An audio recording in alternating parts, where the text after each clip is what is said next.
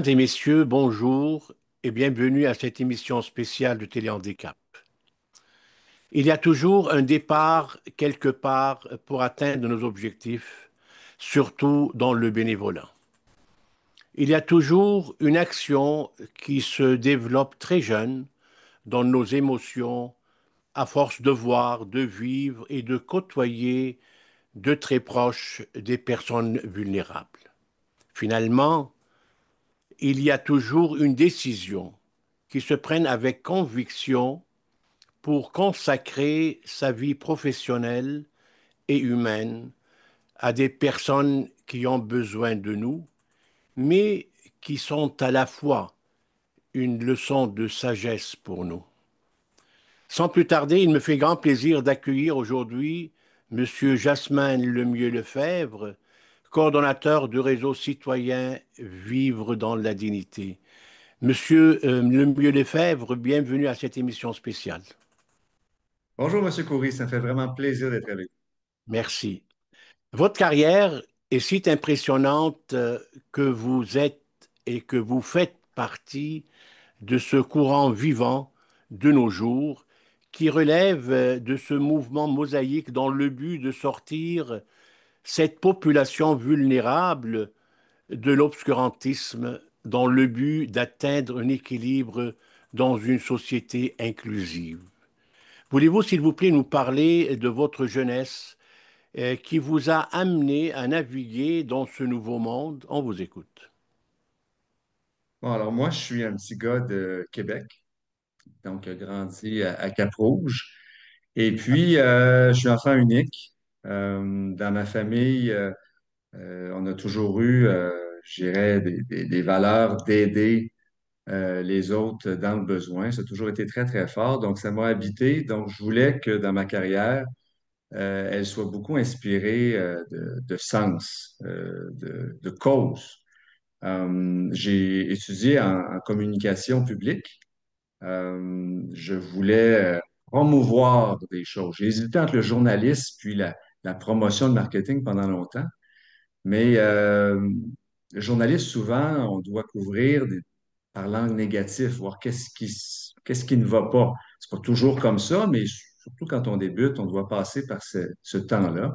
Et moi, je me sentais vraiment appelé à mettre de l'avant, à être porte-parole de causes qui me sont chères. J'ai commencé ma carrière dans l'humour, hein. Moi, le Festival d'humour de Québec avec l'agence Québecom. Donc maintenant, qui a acheté Juste pour rire, hein. Donc on est chauvin à Québec, on est bien fiers de ça. Alors j'ai commencé en événementiel. J'aimais beaucoup ça, mais je voulais trouver d'autres choses. Travailler, il me semblait que travailler pour le communautaire, des causes. Alors, j'ai quitté mon emploi et là, il y a eu vraiment comme un impact. C'est quand j'ai débuté aux Journées mondiales de la jeunesse, qui était un grand rassemblement en 2002. Et puis, c'était le pape Jean-Paul II qui visitait la jeunesse du monde à Toronto. Et c'était le plus grand événement au Canada en 2002. Et puis, ça a complètement changé ma vie parce que j'ai rencontré une Polonaise et puis qui est devenue ma femme, avec qui j'ai eu des enfants. Et puis, ça a comme euh, vraiment comme, j'irais, tracer une voie pour travailler pour des causes qui me tiennent à cœur. Alors, j'ai longtemps travaillé pour l'Église catholique, comme ce que j'espère une figure de dialogue, comme porte-parole. Et en 2019, j'ai fait un choix familial, déménagé en Pologne avec ma femme et nos deux enfants. Et là, on se demandait qu'est-ce qu'on allait faire. On a déménagé avec 8 valises. Et moi qui m'intéressais depuis longtemps à la question de la dignité de toutes sortes, mais en fin de vie particulièrement, pour différentes raisons que je vous parlerai tantôt, on m'offre un poste de coordination d'un réseau citoyen qui s'appelle Vivre dans la dignité. Moi, j'ai tout de suite dit, ben, oubliez ça, là. Je ne veux pas vous rendre service. J'ai travaillé trop longtemps pour l'Église et souvent, on accuse les gens critiquent l'aide médicale à mourir, d'être des gens strictement religieux. Alors que maintenant, je peux bien voir qu'il y a des gens vraiment de toute allégeance, à gauche, à droite, athées, agnostiques, croyants, qui peuvent critiquer de façon constructive l'aide médicale à mourir. Mais le réseau citoyen cherchait quelqu'un expert en communication parce que c'est difficile aujourd'hui de pouvoir parler à contre-courant et d'obtenir une place dans l'espace public. Alors, c'est pourquoi qu'il recherchait quelqu'un avec mon expertise.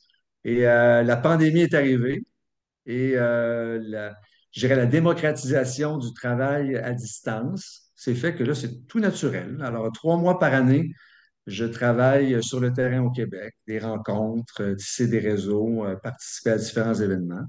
Et le reste de l'année, je travaille à distance de Varsovie, en Pologne, où je vous parle présentement. C'est très bien. D'ailleurs, on va arriver à tous ces sujets complets d'ailleurs et impressionnants à la fois. Mais j'avais lu aussi dans votre CV que vous avez été choisi pour représenter le Canada au sein d'un programme de jeunes leaders internationaux organisé par le Japon. Je pense que c'était en 2002, si ma mémoire est bonne. 2002, ben oui. C'est quoi ce programme? Vous faites partie de cette jeunesse internationale. Ça m'a impressionné ça, un jeune, c'est sûr, c'était il y a en 2002, c'était parmi la jeunesse canadienne, mais c'était quoi ce programme exactement?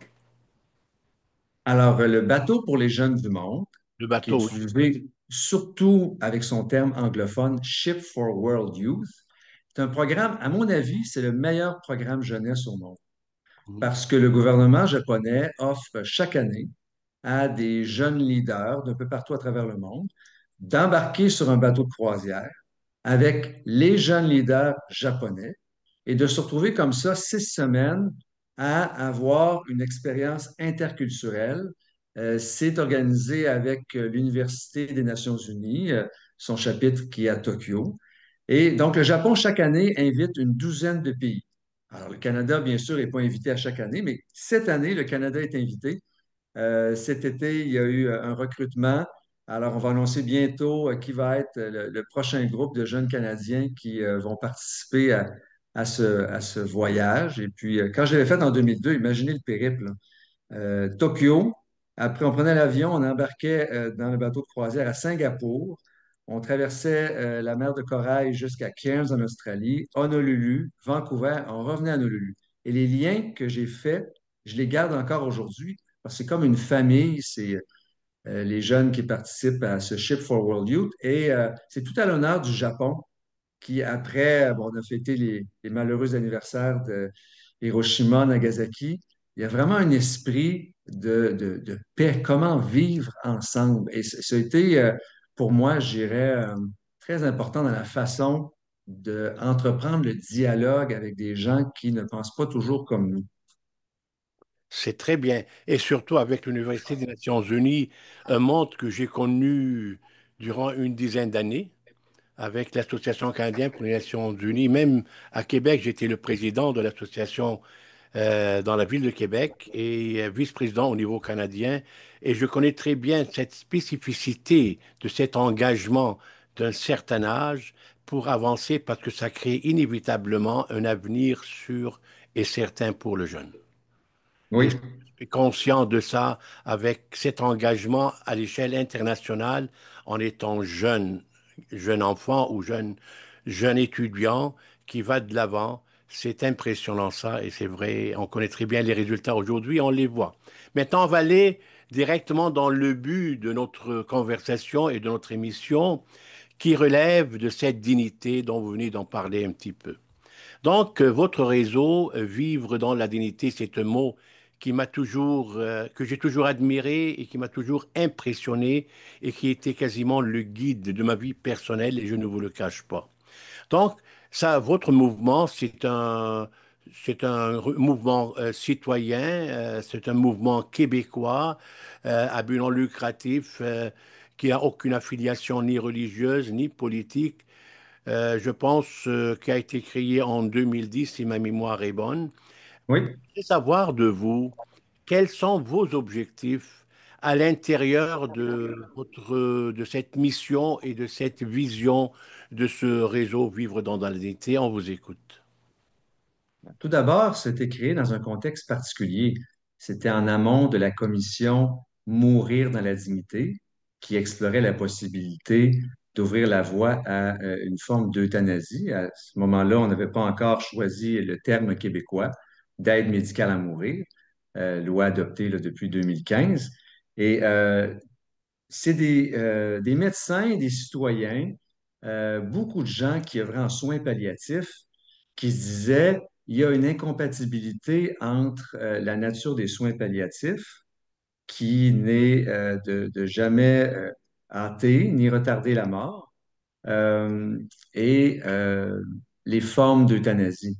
Alors, vivre dans la dignité, suite à l'adoption de la loi, poursuit son rôle de promoteur des soins palliatifs, mais également de critique constructive de l'aide médicale à mourir et de ses différents élargissements. Parce que le Québec, présentement, est l'endroit au monde où il y a le plus de personnes qui reçoivent l'aide médicale à mourir. 7,3 de tous les décès l'an dernier étaient attribués à l'aide médicale à mourir. Et on le fait avec des gens qui ne pensent pas toujours comme nous. Alors, oui, il y a des personnes qui peuvent y être opposées en toutes circonstances, comme nous, comme je dirais la pensée originelle des soins palliatifs, mais il y a également des gens qui peuvent être pour l'aide médicale à mourir en certaines circonstances, mais qui s'y opposent dès que, par exemple, le critère de fin de vie n'y est plus, ou pour la question du trouble mental. Et nous, on travaille avec ces gens-là pour pouvoir réfléchir sur tous les enjeux et c'est drôlement important d'avoir une voix qui porte à la fois cette promotion et cette critique, parce que de penser que l'aide médicale à mourir est un progrès social, c'est vu pour plusieurs, ben, nous, on le voit qu'il y a plusieurs problématiques qui y sont aussi associées. C'est un sujet, on va revenir à ce sujet-là. D'ailleurs, j'ai eu le privilège de participer, j'étais invité pour participer à une audience au Parlement, à l'Assemblée nationale. On en parlera de ça tout à l'heure, mais je voudrais connaître le fond, cette mission, à part l'aide médicale à mourir ou l'euthanasie, de vivre dans la dignité. Est-ce que vous parlez des personnes handicapées? Est-ce que vous parlez des personnes vulnérables? Est-ce que vous êtes à travers le Québec? C'est quoi? Où vous êtes? Parlez-moi de cette participation active de votre part à l'égard d'un mouvement qui est votre réseau Vivre dans la dignité. Oui, donc on donne voix, il y a environ 20 000 personnes qui ont signé depuis 2010 notre manifeste, qui rappelle la dignité intrinsèque de chaque être humain. Ouais. Donc, c'est pas une dignité que l'on peut perdre. Par exemple, si on perd notre autonomie ou si l'on perd nos capacités, on la garde en toutes circonstances. Et ça va pour des personnes atteintes d'une maladie ou qui vivent avec un handicap ou toutes circonstances de leur vie qui pourraient leur faire croire qu'ils perdent ou vont perdre une dignité. Alors ça, c'est comme la base de notre engagement. Et ça vient rejoindre des gens vraiment de plein d'horizons. Euh, Souvent, on se dit, alors oui, il y a une minorité de personnes qui, au Québec, pensent que cette question de la dignité intrinsèque devrait motiver les gens à ne pas choisir l'aide médicale à mourir en aucune circonstance, mais on voit un lien que si on pense que cette dignité, elle est là, alors on ne souhaite pas retarder la mort de gens qui pourraient vivre dignement jusqu'à la fin avec de bons soins. Et c'est tout l'élément de travailler à ce que les gens puissent vivre dignement. Donc, être accompagnés, recevoir soins et services et trouver toutes les manières de pouvoir appuyer une personne dans ses différents besoins. Je vous rappelle que l'esprit des soins palliatifs, c'est pas uniquement de répondre à la souffrance physique, c'est répondre à la souffrance psychologique, la souffrance spirituelle ou existentielle, toutes les formes de souffrance, souffrance aussi sociale, on doit pouvoir aller aux racines de la souffrance avant de imaginer que la solution à cette souffrance-là, c'est d'enlever la vie à une personne.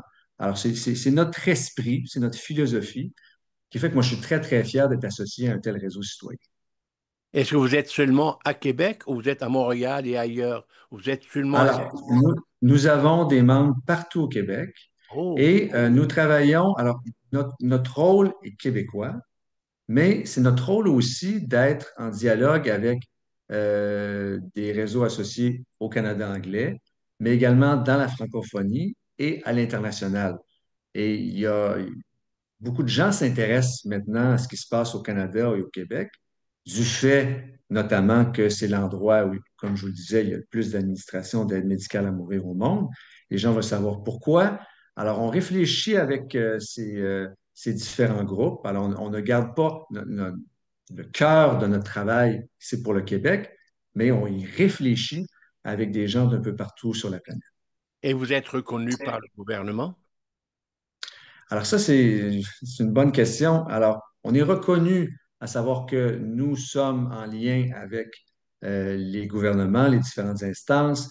On participe aux différentes commissions, ou, rencontres, mais nous ne sommes pas une œuvre de charité, OK. une œuvre de bienfaisance reconnue. Et ça, malgré le fait que nous l'avons demandé. Et ce que je trouve difficile, c'est que les œuvres de charité qui, elles, disons, font la promotion d'un discours inverse, alors qui militent, par exemple, pour l'élargissement de l'aide médicale à mourir, ils sont reconnus comme œuvres de bienfaisance. Alors, nous, on nous a refusé au fait que notre mission serait trop politique. C'est une partie de notre travail, mais pourquoi les autres groupes qui ont aussi une mission politique, eux l'ont eu? Alors, il y a vraiment, je crois, une injustice et j'espère qu'un jour, elle sera réparée. On va rester dans le sujet de la dignité humaine. Je sais, c'est Oui, un sujet qui vous tient à cœur. Ça me tient à cœur aussi. Et je vais aller chercher le fin fond de votre pensée, même philosophique. Parce que oui, vous avez étalé quelque chose à propos de ce sujet-là. On va essayer d'en discuter ensemble pour mieux comprendre la structure philosophique là, qui relève de la dignité humaine là. Vous cherchez, vous cherchez à identifier la dignité humaine à cette célèbre phrase, je pense, de Emmanuel Kant, le grand philosophe allemand qui est lu partout et étudié partout dans les universités européennes. Il dit que toute personne existe comme une fin en elle-même et non pas seulement comme un moyen dont on pourrait user à son gré. C'est un sujet qui relève un petit peu de la métaphysique, si on voit tout ce qui se passe tout d'abord à la recherche relative au niveau de la connaissance de l'être, de l'esprit, de Dieu, de la nature, ainsi de suite, qui confirme la nature fondamentale de la réalité humaine. Par contre, Kant, dans les critiques de la raison pure, les critiques chez Kant, assez connues et lues partout, confirment l'incertitude et la faiblesse de ces arguments en les remplaçant par la logique, par les mathématiques, par la physique, ainsi de suite. Il y a une contradiction là-dedans. Qu'en pensez-vous de ça? oui. Alors, on peut penser aux grands philosophes qui se sont exprimés sur la question. On peut se référer aussi à la Déclaration des droits de l'homme qui rappelle la dignité de chaque être humain aussi. Oui, Et il y a cette... parce que au-delà des grandes réflexions, il y a l'approche bien humaine de oui. entrer en contact avec des personnes qui sont différentes de nous, puis comment on voit, quel regard on porte sur ces gens. Alors, le handicap, un des premiers contacts que j'ai eus, c'est grâce à la famille de Louise Brissette. Alors, je ne sais pas si vous connaissez Louise Brissette, cette dame de Saint-Anselme qui a adopté 37 enfants en situation de handicap. Alors, j'ai eu la chance de côtoyer sa famille à quelques reprises. Et Louise Brissette répète souvent cette histoire que nous ne sommes jamais handicapés du cœur. Et en côtoyant sa famille, on pouvait bien le voir parce que et, la joie qui sortait de cette famille, des différentes, des différents enfants, mais de la famille aussi ensemble, faisait en sorte que c'était clair qu'il y avait une dignité qui provenait juste le fait d'être au monde et cet amour partagé, ce regard faisait que pour moi, c'était certain que chacun de ces enfants-là, avec leurs forces et leurs faiblesses, euh, avec l'amour que leur portait leur maman, Louise, euh, et on pouvait crier dignité en voyant cette famille. Alors, ce, ce- ce regard sur l'autre et aussi sur sa propre vie, parce que beaucoup de gens craignent de perdre cette dignité en se disant que dans le regard de l'autre, c'est pour ça que vous allez souvent m'entendre parler de regard, parce que c'est le regard que l'on porte sur soi, notre propre dignité, et c'est souvent influencé par comment les autres nous regardent.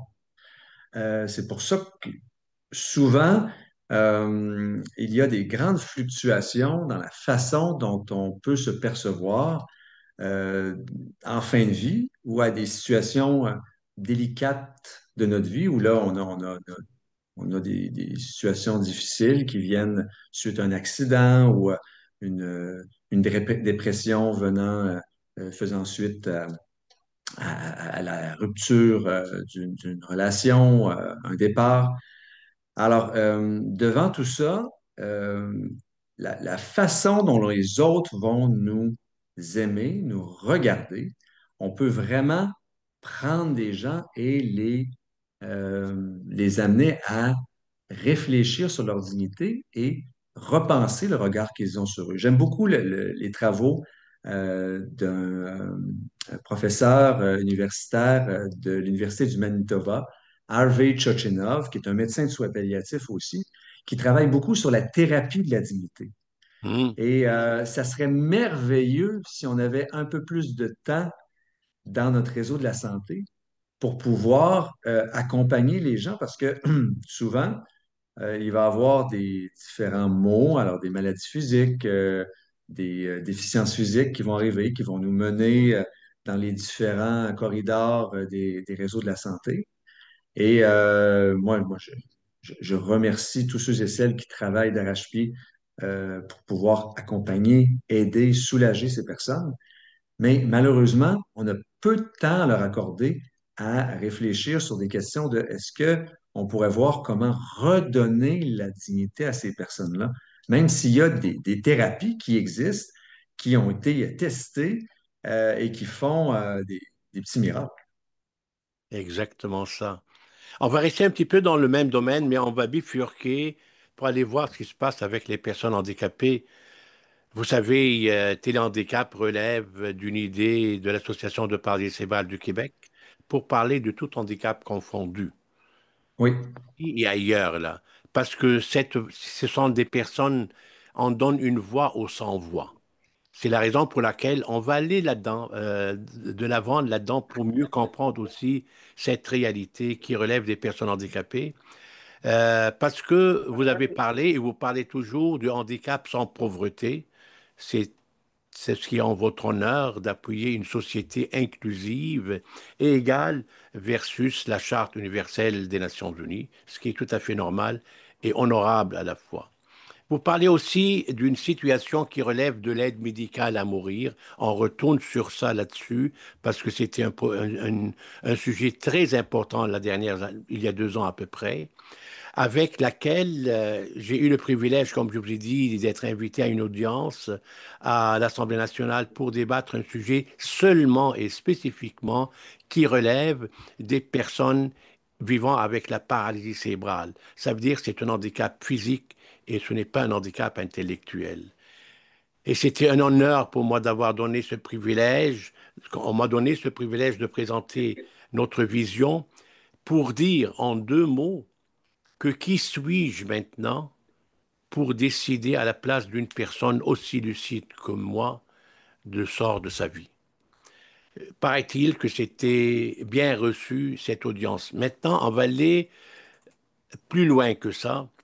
Pouvez-vous ou pensez-vous que mettre en lumière l'importance de développer des ressources appropriées, et ce qui était le moment et le point le plus important, pour vivre dignement, et qui pourrait inévitablement diminuer cette forte demande d'aide médicale à mourir? Je vous écoute à propos de ce sujet. Ouais. Tout d'abord, je voulais vous remercier. Moi, je me rappelle bien de votre intervention au printemps 2023 où vous avez appelé aussi à la prudence. C'était une intervention importante, je crois. Euh, donc, ce que je note, au Canada, il y a un terme maintenant pour cette voie pour les personnes en situation de handicap de recevoir l'aide médicale à mourir. On l'appelle la voie 2, en comparaison à la voie 1 pour les personnes qui sont simplement en fin de vie, là, avec une maladie terminale. Et il y a plusieurs groupes qui, l'an dernier, à la fin septembre, ont, à la Cour supérieure de l'Ontario, fait une contestation en vertu de la charte pour abroger cette voie 2. Ça a été rappelé au printemps dernier par les responsables du comité des droits des personnes handicapées aux Nations Unies, qui ont demandé aussi d'abroger la loi concernant l'aide médicale à mourir pour les personnes en situation de handicap. Pourquoi? Et là, je reviens à votre question. C'est que la commissaire parlait du faux choix canadien. C'est que l'idée de choix dont vous aviez fait écho lors de votre présentation à l'Assemblée nationale, euh, c'est quelle sorte de choix? Et lorsque nous n'avons pas accès à tous les soins, lorsque nous n'avons pas les services euh, et même cette perspective de service en se disant, voici les temps d'attente pour obtenir tel suivi. Alors, des gens, et ça c'est sans parler de tous les phénomènes sociaux dont la pauvreté, le fait que c'est difficile pour certains avec des troubles mentaux aussi. Vous savez que quelqu'un avec un trouble mental, s'il est apte à consentir, peut recevoir l'aide médicale à mourir maintenant s'il a une maladie ou un handicap. Donc, il y a une complexité qui est là.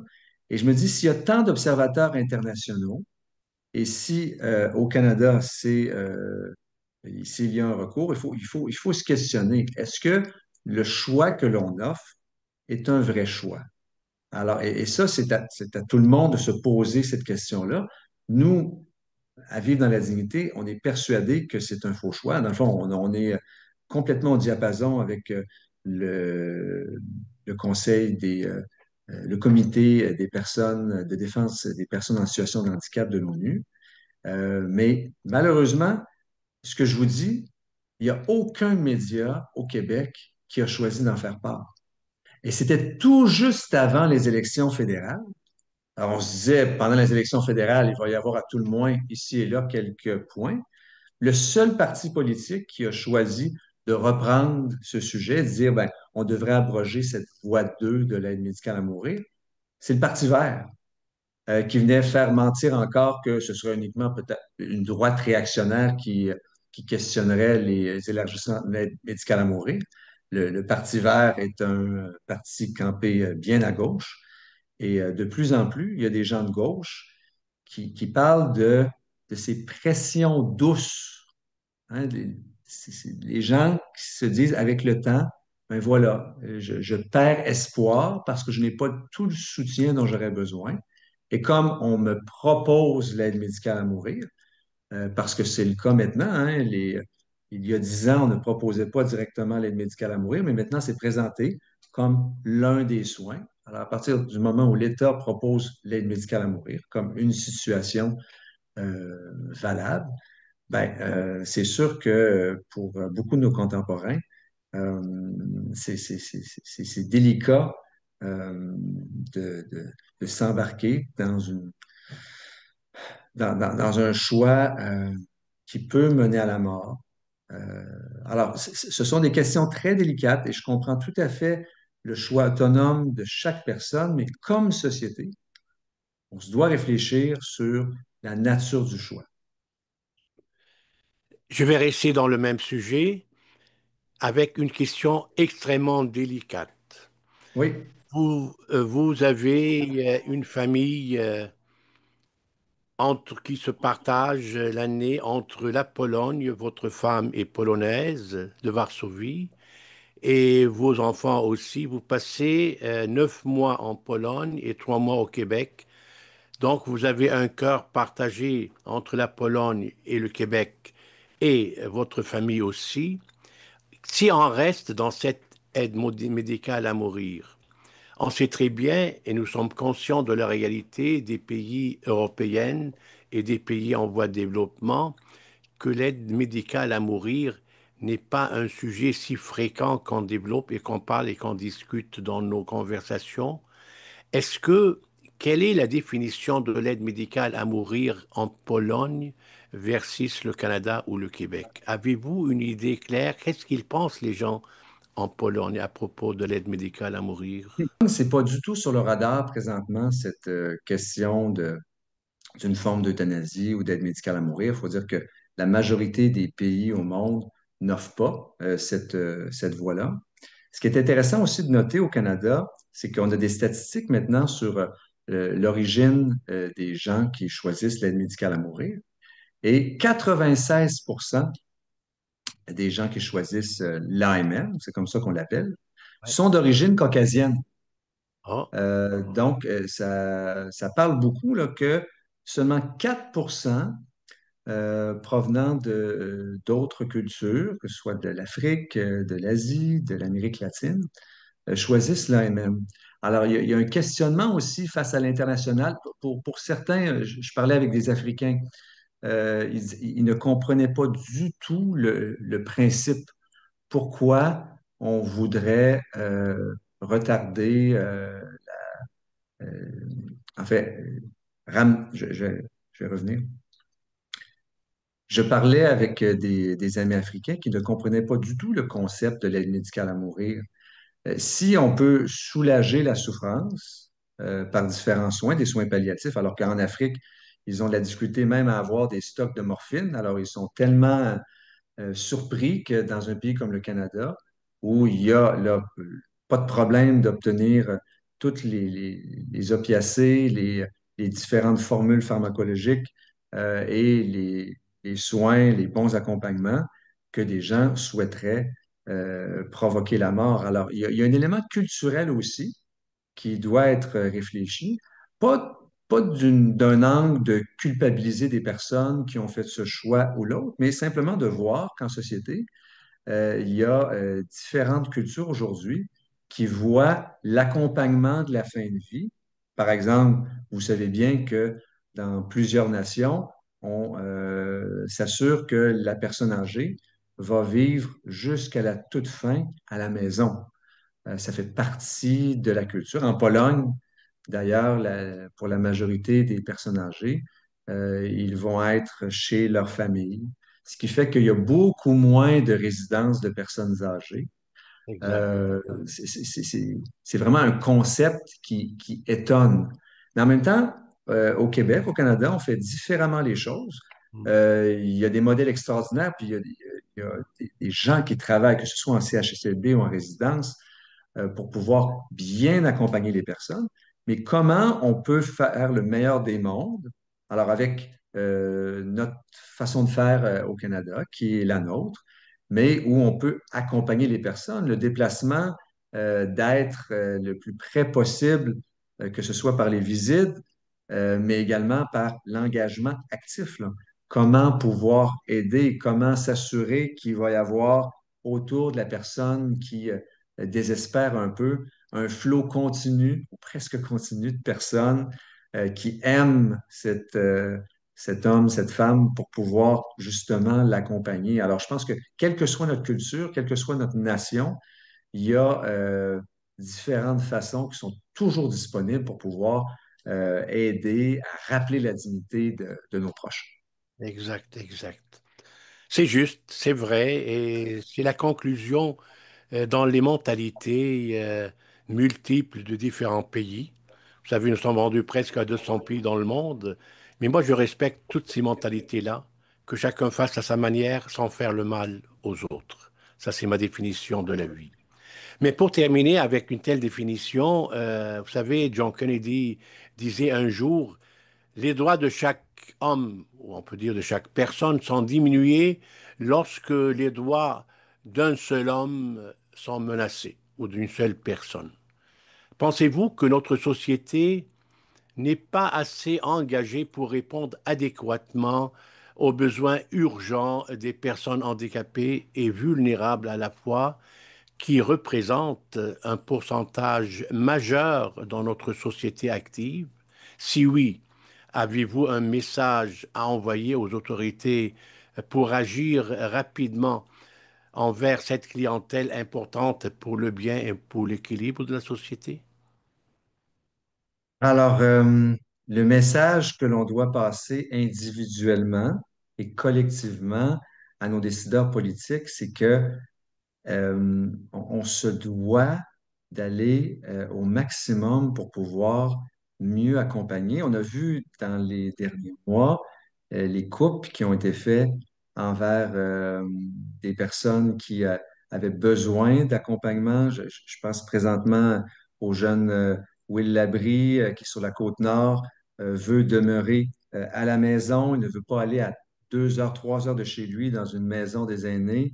Un peu comme Jonathan Marchand le fait de façon admirable, les ententes exceptionnelles qu'il a réussi à produire, elles doivent maintenant se répéter, ne plus être exceptionnelles pour que les personnes en situation de handicap qui veulent vivre à la maison aient tout le soutien possible. Quand on sait en plus que pour l'État, ça coûte moins cher, alors ça devrait être une évidence. Alors là, c'est une situation, mais il y en a tellement, il faut voir une par une toutes les situations, comment pouvoir trouver la meilleure façon de pouvoir aider les jeunes, les moins jeunes, qui sont dans une situation de handicap à pouvoir vraiment être un atout pour la société. Et je pense que c'est quand on aura fait ce devoir d'inclusion, et moi j'y crois encore, moi je suis toujours quelqu'un d'extrêmement optimiste sur ces questions-là, parce que oui, pour certains, pour moi, il y a comme une évidence. Il y a des choix difficiles de société qu'il y a à faire, mais quand je vois tous les groupes communautaires qui travaillent d'arrache-pied pour pouvoir aider d'abord concrètement et sensibiliser, alors c'est sûr que ça va porter des fruits un jour ou l'autre, j'en suis persuadé. Monsieur Lemieux-Lefebvre, merci beaucoup pour cette participation à notre émission. Continuez votre vision enrichissante et vivante pour donner un peu de baume à la souffrance, à cette souffrance des personnes handicapées et des personnes physiques, parce que demain nous appartient pour de meilleurs lendemains. Et je vous remercie.